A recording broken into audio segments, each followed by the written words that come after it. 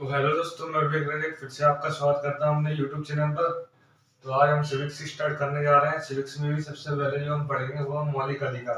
तो मौलिक अधिकार क्या होते हैं? वे अधिकार जो संविधान द्वारा भारत के प्रत्येक नागरिक को दी गए हैं और इससे भारत के प्रत्येक नागरिक का विकास होगा, चहुमुखी चहुमुखी विकास होगा। सब सब क्षेत्रों में भारत के नागरिक का विकास होगा।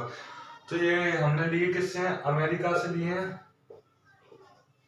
अमेरिका के संविधान से लिए हैं मौलिक अधिकार। और इसका वर्णन संविधान किस भाग में है? भाग 3 में। भाग 3 में इसका वर्णन है। संविधान के भाग 3 में इसका वर्णन है। और संविधान के भाग 3 को हम क्या कहते हैं? Magna carta. Magna carta. संविधान के भाग 3 को हम क्या कहते हैं? Magna carta. तो मौलिक अधिकारों का वर्णन किस अनुच्छेद से कहां से, किस अनुच्छेद से लेकर कहां तक है? तो इसका वर्णन है 12 से शुरू होकर 35 तक। 12 से 35 तक जो अनुच्छेद है उसमें मौलिक अधिकारों का वर्णन किया गया है। तो हम देख लेते हैं कौन कौन से। सबसे प्रारंभ में 7 मौलिक अधिकार थे, लेकिन 1978 में एक संविधान संशोधन आया, 44वां संविधान संशोधन, जिसके तहत जो संपत्ति का अधिकार था 19F और 31 अनुच्छेद को हटाकर 301 कानूनी अधिकार में कर दिया गया, जो संपत्ति का अधिकार था।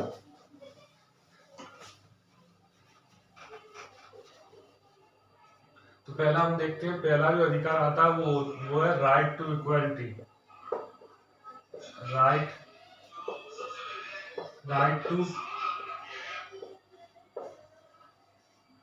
To equality. Right to equality या इसी को कहते हैं समानता का अधिकार। समानता का अधिकार। समानता का अधिकार। इसके अनुच्छेद किस अनुच्छेद तक ये आता है? ये वाला अधिकार अनुच्छेद 14 से लेकर 18 तक। राइट टू इक्वालिटी अनुच्छेद 14 से लेकर 18 तक। Right to freedom. Right to freedom ये आता है अनुच्छेद 19 से लेकर 22 तक। तीसरा राइट अगेंस्ट एक्सप्लॉइटेशन। राइट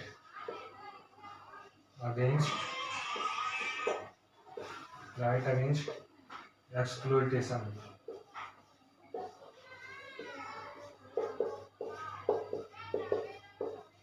ये 23 से 24। इसको हिंदी में कहते हैं स्वतंत्रता का अधिकार। इसको कहते हैं शोषण के विरुद्ध अधिकार। 23 से 24।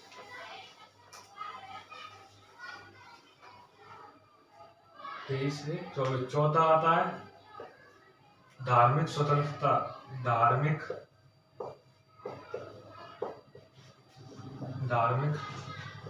स्वतंत्रता का अधिकार। धार्मिक स्वतंत्रता का अधिकार, इसी को इंग्लिश में कहते हैं right to freedom of religion. Right to freedom of religion ये कहां से कहां तक? किस अनुच्छेद से? 25 से 28 तक। पांचवा आता है right to cultural and education. Right of cultural and education 29 से 30 तक। अनुच्छेद आर्टिकल 29 से 30 तक। छठवा आता है राइट ऑफ कॉन्स्टिट्यूशनल रेमेडीज। 32 तक। आर्टिकल 32। तो ये हमने पूरा देख लिया। आज की क्लास में सिर्फ हम एक राइट को पढ़ेंगे, एक अधिकार को पढ़ेंगे, वो है राइट टू इक्वालिटी, यानी कि समानता का अधिकार। इसमें इसके अनुच्छेद हम पढ़ेंगे समानता के अधिकार के। तो आर्टिकल 14 अनुच्छेद 14 में क्या लिखा है? राइट टू इक्वालिटी मतलब भारत के नागरिकों को विभिन्न क्षेत्रों में समानता की बात इसमें की गई है। अनुच्छेद 14 में क्या लिखा है कि विधि के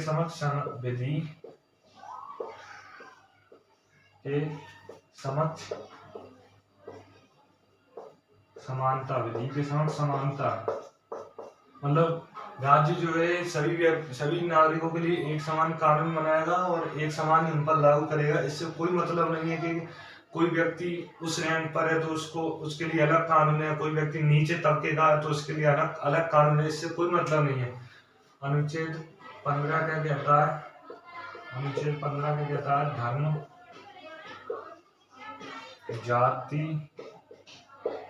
धर्म, जाति, नस्ल, जन्मस्थल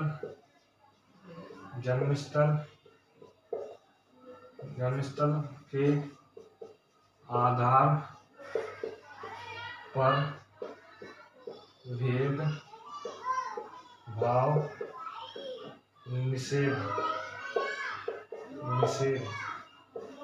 कोई भी राज्य किसी भी नागरिक को धर्म, जैसे हिंदू है या मुस्लिम है, धर्म के बेसिस पर, जाति के बेसिस पर, उसकी जाति क्या निचली जाति का है, नस्ल के बेसिस पर वो काला है क्या गोरा है, जन्म स्थल के बेसिस पर कोई गांव में पैदा हुआ है कोई शहर में पैदा हुआ है, इससे कोई मतलब नहीं है। कोई भी राज्य इन चीजों के बेसिस पे किसी भी नागरिक को डिस्क्रिमिनेट नहीं कर सकता, भेदभाव नहीं कर सकता नागरिकों से। जो अनुच्छेद 15 में ये बात की गई है। अनुच्छेद 16 में क्या बात की गई है? अनुच्छेद 16 में बात की गई है सरकारी पदों में समानता। सरकारी पदों में समानता। जो राज्य के द्वारा नियुक्तियां की जाती हैं सरकारी नौकरियों में, तो उनके भी सभी नागरिकों को समानता दी जाएगी। ठीक है।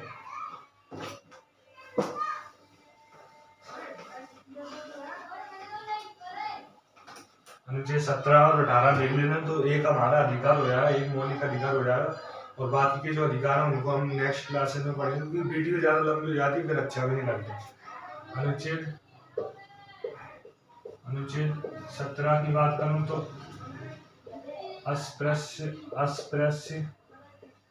अस्पृश्यता का अंत। जो छुआछूत का जो अंत इसमें कर दिया गया अनुच्छेद 17 के द्वारा। पहले के टाइम में ये चलता था।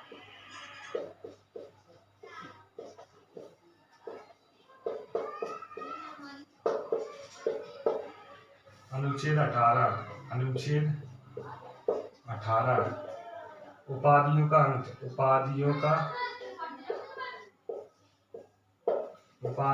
अंत। अनुच्छेद 18 के तहत जो पहले उपाधियां दी जाती थी, राय बहादुर, नाइटहुड, ये सब उपाधियों को क्या कर दिया गया? अंत कर दिया गया। तो बात यह आती कि भाई ये उपाधियों का अंत कर दिया गया तो आम व्यक्ति काम किसके लिए करे? क्योंकि कोई व्यक्ति समाज में कुछ कार्य करता है तो इसके लिए करता है कि उसको सम्मान मिले, तो इसलिए क्या चला दिया गया? इसी अनुच्छेद के तहत क्या चला दिया गया? भारत रत्न चला दिया गया कि आप कुछ अच्छा कार्य करते हैं तो आपको भारत रत्न दिया जाएगा। भारत रत्न, पद्मश्री, पद्म विभूषण।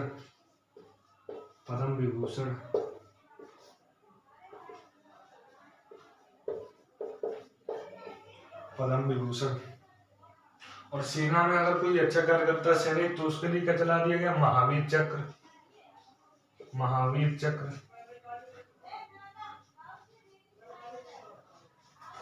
शौर्य चक्र, परमवीर चक्र।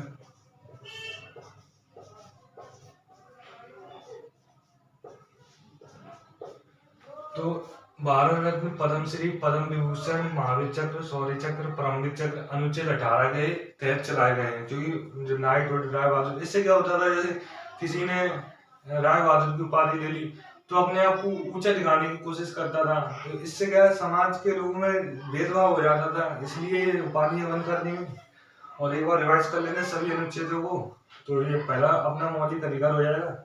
अनुच्छेद 14 में क्या बात करी गई है? विधि के समक्ष समानता। कोई भी व्यक्ति हो, कोई भी रैंक का हो, कानून की नजर में वो बराबर है। अनुच्छेद 15 में क्या बात की कि धर्म, जाति, नस्ल और जन्म स्थल के आधार पर राज्य किसी भी नागरिक को भेदभाव नहीं कर सकता था किसी भी नागरिक के बीच।